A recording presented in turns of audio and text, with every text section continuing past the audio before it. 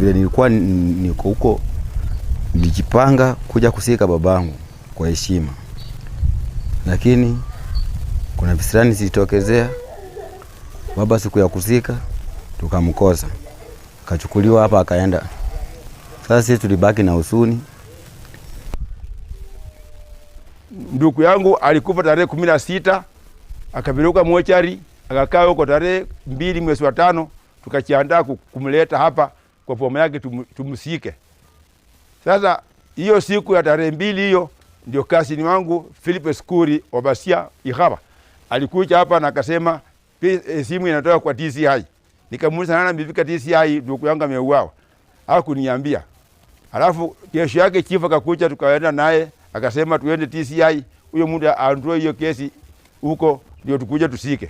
Kufika pale tulikaa kule, ndio wakati alikuja, badala ya kuzungumza hiyo anaanza kuonyesha na watoto vile anataka kumpika, vile anataka kuchoma gari yake.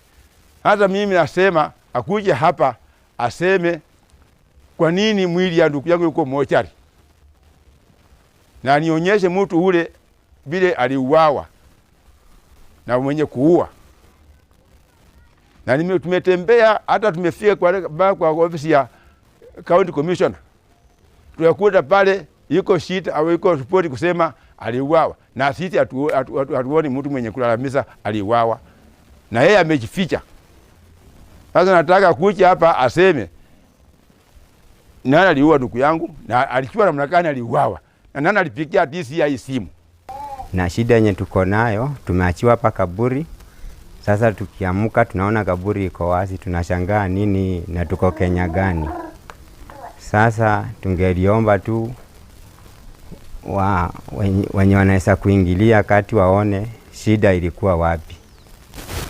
Kulingana na kitendo yenye tuliona kwa macho ya baba, alikaa wiki 2 mochari na masiku kadhaa. Hakuna mtu mwenye aliclaim mambo ya kuuawa. Walingoja tumeleta hapa mwili, wakaanza kuleta hiyo makesi, tukaenda huko matanga ikaharibika.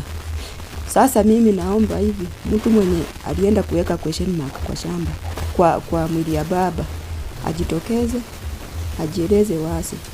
Juu tuna huzuni mwingi kuona kaburi ikiwa wazi. Hata wengine tumeona aibu kulingana na kitendo chenye kilikuwa tarehe 3 kwenye tulioleka. Wageni walikuwa wamekuja, chakula imeandaliwa, hiyo vitu yote imetupea stress. Hatujui baba alifanya nini ama ni nini ilitokea ndio mwili ikabebwa ikarudishwa mochari.